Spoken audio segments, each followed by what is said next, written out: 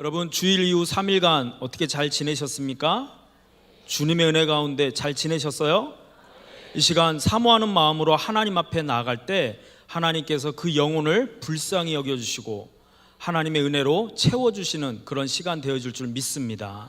이 시간 오직 주님만 바라보시고요. 오늘 로드올릭 찬양 참 좋았습니다. 네, 칭찬해드려야죠. 우리 박수 한번. 네, 고맙습니다. 자, 우리 옆에 있는 분에게 이렇게 따뜻한 눈길로 인사 한번 드렸으면 좋겠습니다. 옆에 누가 앉아있나 한번 살펴보시고요. 아직 인사하지 마시고요.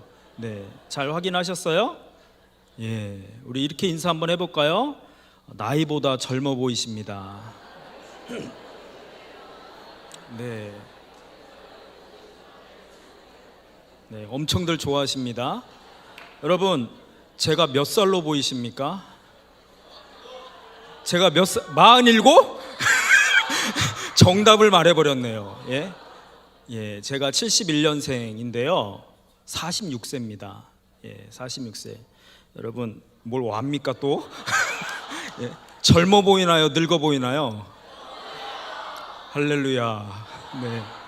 여러분, 옆에 있는 분에게 물어볼 때 몇 살로 보입니까? 한번 물어보실래요?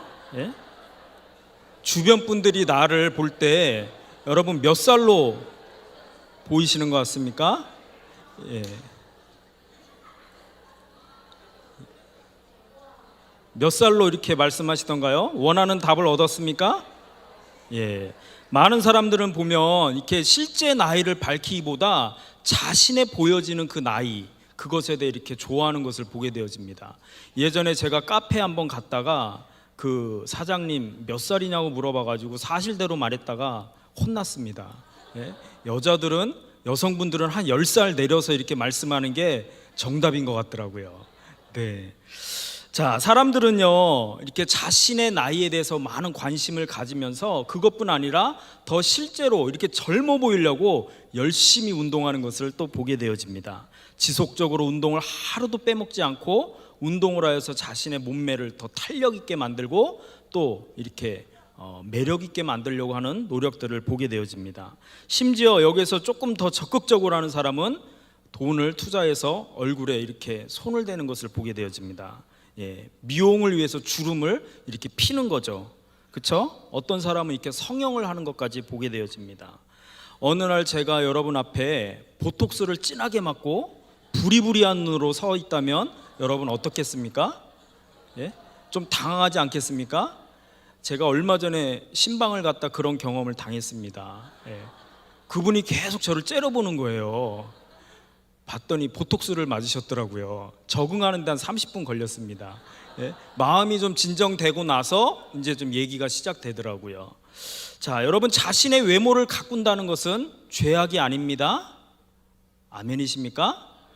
그렇지만 중요한 것은 하나님께서 내게 주신 그 원판 보존의 법칙에 따라 지금의 모습을 좀 만족하시기를 주의 이름으로 축원드리겠습니다. 네? 여러분, 진정한 행복은 어디에 있습니까? 내가 눈에 보이는 것에 그것이 다가 아닌 것을 우리가 살면서 종종 망각할 때가 있지 않나 생각되어집니다. 그런데 중요한 것은 세상에 보이는 것들이 영원할까요? 예, 여러분 말씀대로 영원하지가 않습니다. 여러분, 세상에 보이는 것이 다가 아니고 세상에 보이는 것이 우리에게 다 만족을, 복을 주는 것이 아님을 우리는 잘 알고 있습니다. 여러분, 한번 질문을 드리고 싶습니다. 나는 복받은 사람입니까? 하나님께서 내게 주신 것에 여러분 얼마만큼 행복해하며 만족하고 살고 있습니까? 우리나라는요 굉장히 부유한 편에 잘 사는 나라에 속해 있어요. 아시죠 여러분?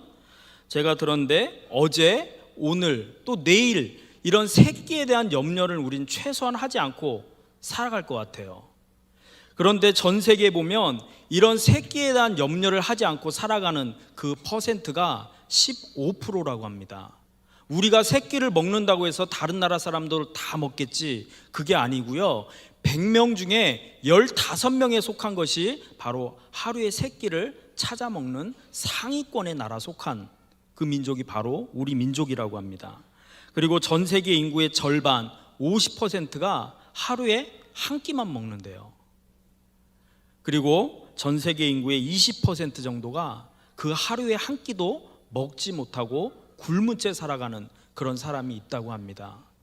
여러분, 비단 우리가 이러한 사실만 볼 때도 하나님께서 우리에게 얼마나 큰 복을 주셨는가 감사하며 사는 저와 여러분 되셨으면 좋겠습니다. 우리는 먹는 것 때문이 아니라 너무 먹어서 걱정이잖아요. 그렇죠? 저도 그렇습니다.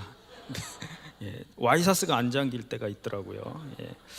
여러분, 오늘 우리가 특별히 영적으로 바라볼 때 복 있는 사람이 누구인가 이것을 한번 살펴보기를 원합니다.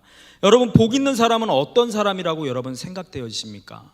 아까 여러분들이 나는 복 받은 사람입니다 이렇게 답변을 하셨는데, 우리가 눈에 보이는 복을 받는 것도 당연하지만 보이지 않는 그 하나님의 복을 받은 사람으로서 내가 복 받은 자다 하는 것을 여러분들 어떻게 기준을 세우기를 원하십니까? 여러분, 무엇이 복이라고 생각하십니까? 여러분, 제가 드리고 싶은 첫 번째 말씀은 내가 복 있는 사람이다 할 때 그 복 있는 자는 눈에 보이는 것이 전부가 아님을 인식하는 자, 그 사람이 복 있는 자가 아닌가 저는 이렇게 생각되어집니다.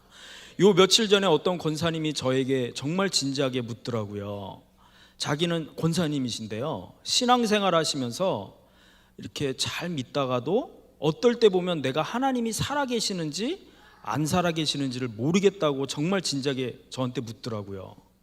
예, 그래서 제가 그렇게 물으면서 저한테 말을 하기를, 정말 목사님도 하나님이 계시는 것이 믿어지고 보이시지 않는 그 하나님을 믿을 수 있습니까? 이렇게 물어보는데 사실 순간 저 좀 당황했거든요. 그 앞에서 이렇게 답변을 못했어요. 이렇게 멋지게 말을 했어야 되는데 그냥 100% 믿어집니다 하면 거짓말처럼 들리잖아요. 그래서 답변을 못하고 집에 와서 이렇게 생각했습니다. 여러분, 정말 신앙생활하면서 보이지 않는 하나님 믿고 계십니까? 훌륭하십니다. 예. 다 믿어지지가 않아요. 예? 사람들이 이렇게 나와 있지만 믿어지지 않는, 그냥 묻혀서 가는 그런 모습도 있을 수 있다는 것이죠. 그런데 그 권사님의 질문을 그냥 넘어가지 않고 이렇게 생각을 해봤어요. 정말 나는 하나님을 100% 믿기 때문에 목사의 그런 일을 하고 있는가? 자신이 없더라고요. 그러면서 생각해 본 것은, 사람은요 처음부터 100% 믿음이라는 것이 과연 있을까? 이것을 생각해 보았습니다. 무슨 말이냐면, 사람은요 처음에 모든 것이 회의에서 시작해서 확신으로 나아가는 것이 아닌가 이렇게 생각되어집니다. 처음부터 내가 하나님을 100% 믿었기 때문에 그 하나님을 믿고 따릅니다, 그런 사람은 없는 것 같아요. 심지어 믿음의 조상이라 불리는 아브라함 역시 그가 하나님을 처음부터 100% 믿었기 때문에 하나님을 따르고 믿음의 조상이 되었다고 생각하지 않습니다. 그가 가졌던 1%의 믿음이었지만 하나님께서는 그 믿음을 귀하게 여기시고 그 아브라함의 삶에, 나의 삶에 간섭하셔서 하나님께서 믿음으로 인도해 주시는 줄 믿습니다. 그러므로 나에게 있어서 복이란 무엇이겠습니까? 내가 정말 복받은 자의 그 증거가 있다면, 눈에 보이지 않지만 잘 알 수 없지만 그 하나님이 살아계심을 깨닫고 인식하며 살아가는 자가 진정 복받은 자가 아닌가 이렇게 생각되어집니다. 오늘 1절 말씀에 복 있는 사람은 이렇게 말씀을 하고 있는데, 복 있는 사람은 악인들의 꾀를 따르지 아니하며 죄인들의 길에 서지 아니하고 오만한 자들의 자리에 앉지 아니한다, 이렇게 말을 하고 있는 그 복 있는 이 말이 시편에 25번이 쓰여졌습니다. 그 중에 19번이 복 있는, 복 받는 이런 의미를 담고 있습니다. 그리고 나머지 6번이 이 복 있는 사람의 뜻이 행복한 사람, 이런 뜻을 담고 있습니다. 그러면서 오늘 본문의 말씀 보시면, 오 당신은 행복한 사람이여, 이런 감탄사로 우리에게 복 있는 사람은 이렇게 말씀을 하고 있습니다. 여러분은 정말 오 행복한 사람이여 하는 그 감탄사에 맞는 그 행복이 내 마음 가운데 지금 자리 잡고 있습니까? 여러분, 우리가 눈에 보이는 것이 다가 아니라는 것을 알고 인식하고 살아가는 자라면 눈에 보이는 악인들의 꾀를 따라가지 않을 것입니다. 눈에 보이는 죄인들의 그 유혹에, 그 길에 우리는 서지 않는 그런 삶을 살게 되어줄 줄 믿습니다. 그리고 내가 정말 복 있는 사람이라면 눈에 보이는 오만한 자의 자리에 앉기를 원치 않는 그런 자가 되어질 줄 믿습니다. 여러분, 내가 정말 이 세상의 것이 영원하다는 것을, 우리가 영원하지 않다는 것을 인식하며 살아간다면 내가 복 있는 그런 사람이 되어질 줄 믿습니다. 복 있는 사람은 악인의 꾀, 죄인의 길, 오만한 자의 자리에 앉는 것이 아니라 늘 보이지 않지만 살아계신 그 하나님을 인식하며 믿음으로 따라 살아가는 자가 복된 자인 줄 믿습니다. 그렇다면 여러분에게 질문을 하나 드리고 싶습니다. 보이지 않는 하나님, 여러분은 어떻게 분명히 깨닫고 믿고 알고 계십니까? 눈에 보이지 않고 잡히지 않는 하나님, 그 하나님을 여러분은 어떻게 믿고 따르고 계십니까? 꿈에 나타나서? 아니면 어떻게 하나님께서 여러분에게 나타나 보이시던가요? 말씀들 안 하십니까? 네. 어떻게 보이지 않는 그 하나님은 여러분을 믿고 계시냐고요? 질문을 하잖아요. 네? 말씀, 그래요. 훌륭하십니다. 예. 그쵸. 우리는 하나님을 인식한 자들이 쓴 그 성경을 통해, 그들의 시각을 통해 우리가 느끼게 되는 그 하나님을 우리도 인식하게 되어진 줄 믿습니다. 여러분, 성경은요, 누구의 감동으로 쓰여졌습니까? 하나님의 감동으로, 성령의 감동을 받은 사람이 쓰여졌다는 것입니다. 그래서 내가 성경을 읽게 되어지면, 내가 성령의 사람이라면 반드시 그 성경은 우리에게 감동을 주게 되어 있습니다. 그리고 그 성경을 통해 보이지 않는 그 하나님을 우리가 보이지는 않지만 분명하게 깨닫게 되어진 줄 믿습니다. 여러분, 말씀을 가까이 하시기 바라겠습니다. 살아계신 하나님을 가까이 하게 되어지기 때문에 그렇습니다. 이 땅에서 내가 누릴 수 있는 가장 큰 복이 있다면 눈에 보이는 세상의 것들이 아니라 눈에 보이지 않지만 영원한 것을 우리에게 주시는 그 하나님을 믿고 따르는 삶이 되어질 줄 믿습니다. 여러분, 하나님의 살아계심을 인정하시는 삶이 되시기를 부탁드리도록 하겠습니다. 내가 하나님이 정말 살아계시고 그 하나님이 함께 하신다는 것을 믿는 자라면 여러분, 하나님의 그 말씀을, 그 가르침을 따라 우리는 살아가게 되어질 줄 믿습니다. 여러분의 삶에 있어서 기준이 되어지고 또 결정이 되어지는 그 표준이 되어지는 것이 있다면 무엇입니까? 내가 중대한 그런 어떤 일 앞에 그것을 선택해야 할 때 여러분들은 무엇을 가지고 그 선택을, 기준을 따라가기를 원하십니까? 여러분, 내가 열심히 신앙생활하지 않습니까? 열심히 신앙생활하고 믿음생활을 하는데 과연 무엇이 열심히 하는 신앙생활이고 믿음생활입니까? 여러분, 무엇을 기준으로 그 사람이 신앙생활 잘하고 있다, 무엇을 기준으로 그 사람이 믿음이 참 좋아, 이렇게 여러분들은 생각하십니까? 교회 열심히 나오고 빠지지 않고 기도할 때 믿습니다 세게 하고, 예? 사람들 보는 앞에서 뭐 잘못된 건 아니지만 손을 들고 막 부르짖고 기도하면 훌륭한 믿음이 될 수 있지만 과연 다일까요? 그것을 한번 생각해 봅니다. 여러분, 오늘 1절의 말씀을 다시 한번 보시면 1절에 복 있는 사람은 악인들의 꾀를 따르지 아니하며 죄인들의 길에 서지 아니하며 오만한 자들의 자리에 앉지 아니한다, 이렇게 말을 하고 있습니다. 보이는 육신의 정욕, 안목의 정욕, 이생의 자랑을 따라 우리가 살아가는 것이 아니라 내 삶의 분명한 살아계신 그 하나님을 인식하고 살아간다면 우리는 이 말씀처럼 쫓지 않고 서지 않고 앉지 않는 분명한 기준의 삶을 살게 되어질 줄 믿습니다.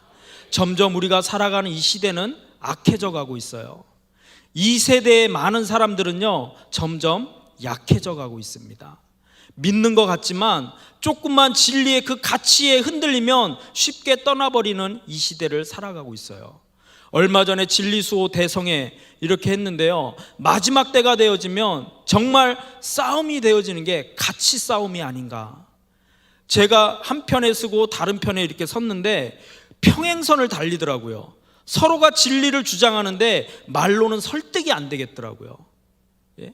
그쪽도 자기가 진리라고 말을 하는데 어떤 말로 그들을 이렇게 감동을 줘서 설득되어서 이쪽으로 넘어오겠습니까? 마지막 싸움은 영적인 그 진리의 싸움이 아닌가 생각되어집니다. 여러분, 우리가 정말 하나님의 말씀 앞에 분명히 서는 그런 삶을 살아야 될 줄 믿습니다. 그러기 위해선 세상적인 그 관습을 끊어내셔야 한다는 것입니다. 죄의 매력이 있을 때마다, 죄의 유혹이 있을 때마다 우리는 말씀으로 비춰서 우리는 죄와 멀리하는 삶을 또한 살아야 될 줄 믿습니다. 그리고 복 있는 사람 일은 다른 것이 아니라 우리가 그 하나님의 말씀을 쫓아 순종하며 따라가는 삶이 되어진다는 것이죠. 여러분, 우리가 이 자리에 앉아 있지만 내 생각에 육신적인 생각, 세상적인 생각으로 가득 차 있으면서 이 자리에 예배를 드리고 있다면 그 예배는 하나님 앞에 과연 온전한 예배를 드리고 있다, 이렇게 말씀을 드릴 수가 있을까요? 우리가 신앙생활을 하면서 나의 생각이 육신의 생각을 그대로 쫓아 살아가면서 나의 신앙이 온전한 신앙이다, 이렇게 자신 있게 말할 수가 있겠습니까? 내가 정말 행복한 삶을 살기 원한다면, 이 땅에서 천국을 누리는 삶을 진정으로 살기 원한다면 말씀을 가까이 할 수 있는 저와 여러분 꼭 되셨으면 좋겠습니다. 하나님을 가까이 하는 자에게 하나님이 우리에게 행복을 주시고 감사를 넘치게 채워주실 줄 믿습니다. 여러분, 이 시간 우리가 정말 하나님 앞에 나아갈 때 우리의 눈을 들어서 주님을 바라보시기 바라겠습니다. 세상의 다른 것들, 세상의 어떤 유혹들을 쫓아가는 것이 아니라 하나님의 말씀, 보이지 않는 하나님이지만 그 하나님께서 주신 그 믿음을 붙잡고 그 하나님을 인식하며 복 있는 그런 자로 살아가셨으면 좋겠습니다. 두 번째로, 복 있는 자는 어떤 자이냐? 여러분, 우리의 인생에 복 있는 자가 되기 위해서는 열매 맺는 인생을 사셔야 돼요. 여러분, 인생은 매우 짧습니다. 이렇게 시간을 어영부영 하다 보면 금방 시간이 이렇게 지나가는 것을 보게 되어집니다. 그리고 그 사람이 어떤 사람인가 이렇게 볼 수 있는 그 가늠이 되어지면 그 사람의 열매를 보면 알 수가 있어요. 내가 인생을 살면서 지금 어떤 열매를 여러분 맺기를 원하십니까? 여러분, 무슨 열매를 지금 맺어가고 계십니까? 하나님 앞에 섰을 때, 나의 결실을 하나님 앞에 드릴 때 여러분 무엇을 자신 있게 내어놓을 수 있습니까? 오늘 하루를 이렇게 봤을 때 아침에 일어나서 여러분 열매를 맺기 위해서 씨앗을 심지 않으셨겠어요? 이 저녁 이제 잠자리에 들기 전의 시간을 돌아볼 때 하루를 이렇게 반성하면서 나는 오늘 무엇을 심고 열심히 살았는가 생각해 보셨습니까? 그냥 분주하게 바쁘게 하나님 저 바빠서 기도하지 못했어요, 이런 핑계만 대면서 차일피일 이렇게 열매 맺지 못한 그런 삶을 살고 있지 않습니까? 하나님께서는 반드시 우리의 열매를 요구하실 때가 있는 줄 믿습니다. 여러분의 삶에 진리의 열매를 맺기를 주의 이름으로 부탁드리도록 하겠습니다. 여러분의 삶에 정말 사랑의 열매를 맺을 수 있는 여러분이 꼭 되셨으면 좋겠습니다. 나는 지금 무슨 열매를 맺기 위해서 수고하며 땀을 흘리고 있는가? 우리 학생들 다음 주 또 수능 있는 고3 학생들 있죠? 수험생들 있는데 여러분, 내가 수고한 만큼 열매를 맺게 되어진 줄 믿습니다. 공부하지 않고 그냥 소나무 뿌리만 잡아 흔들고 하나님 정답 보여주세요, 이렇게 하면 안 되죠. 그렇죠? 내가 노력한 만큼 정말 노력을 최선을 다하고 또 하나님께 맡길 때 그에 합당한 열매를 하나님께서 주시는 줄 믿습니다. 여러분, 내가 복 있는 자가 되기 위해서 어떠한 열매를 맺는 그런 인생을 살고 있는가 꼭 점검해 보시기를 바라겠습니다. 오늘 3절 말씀에 이런 말씀이 있습니다. 그는 시냇가에 심은 나무가 철을 따라 열매를 맺으며 그 잎사귀가 마르지 아니한 같으니 그가 하는 모든 일이 다 형통하리로다, 이렇게 말을 하고 있어요. 이 나무가 심겨진 장소가 어디입니까? 시냇가, 도랑을 말합니다. 이 시냇가에 심겨졌다는 것은 보살핌의 그 나무에 대한 보살핌을 이렇게 담고 있는 의미를 갖고 있습니다.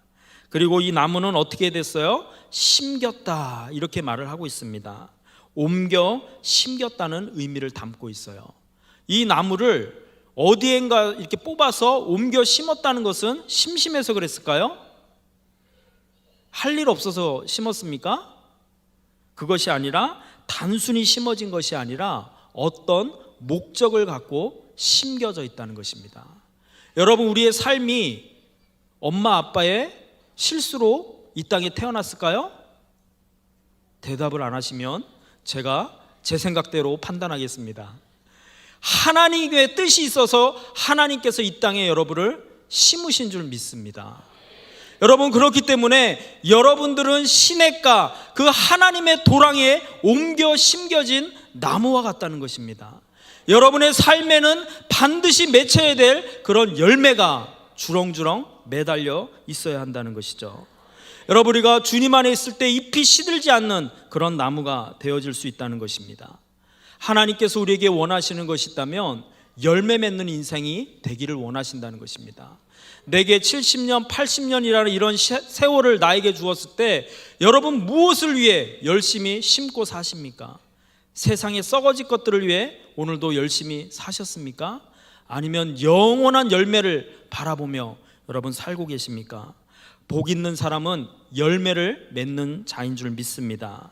특별히 우리가 맺어야 될 열매가 있다면 성령의 9가지 열매이죠. 갈라디아 5장 22절 23절 말씀을 한번 함께 읽어보도록 할게요. 시작.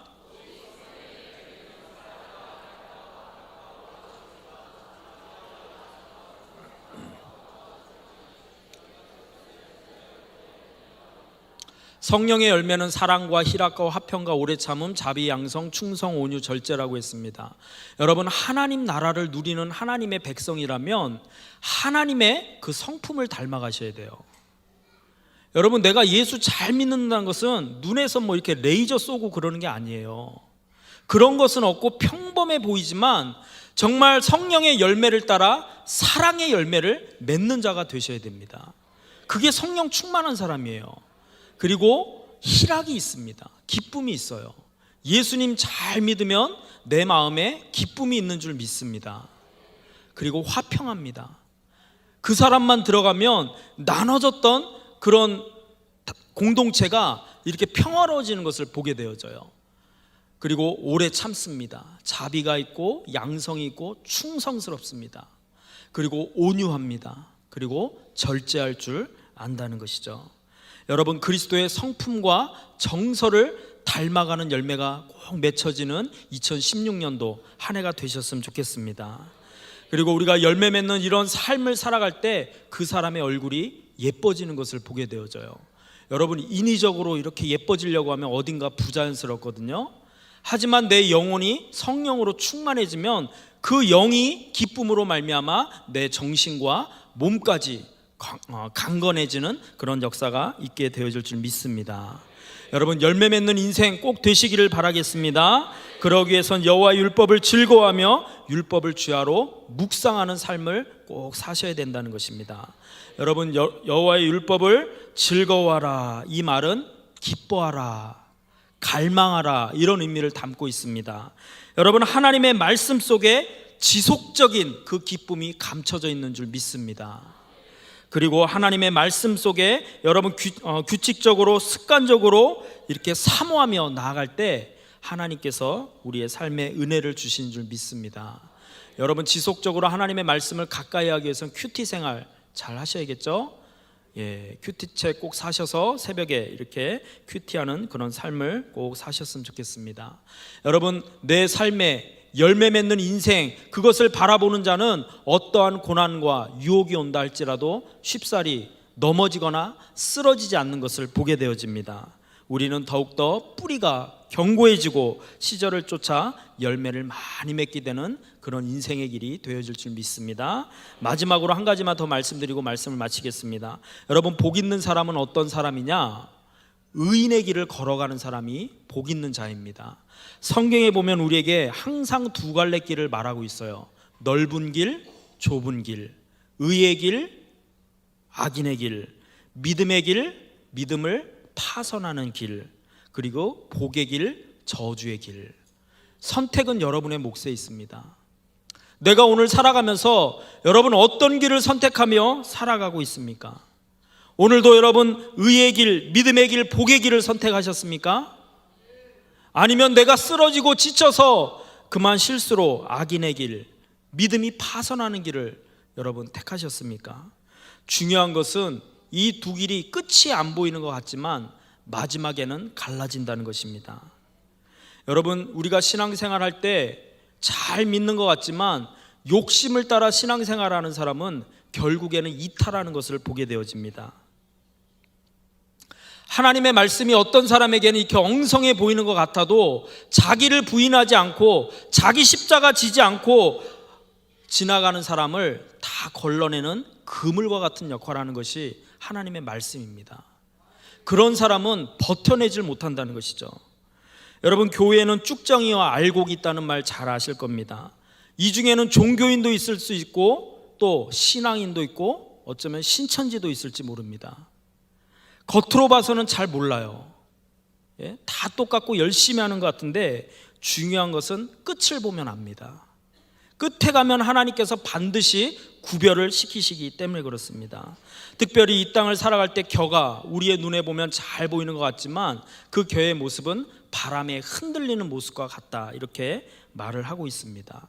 굉장히 자유로워 보이지만 그들의 인생은 결국 하나님의 불심판 그 자리에 들어갈 수밖에 없다는 것이죠. 여러분, 나의 삶이 반석 위에 지은 지혜로운 자인가 아니면 모래 위에 지은 어리석은 자인가 한번 이렇게 생각해 보셨으면 좋겠습니다. 오늘도 나의 삶의 기초를 어디에 여러분 뿌리를 두고 살아가고 있는가?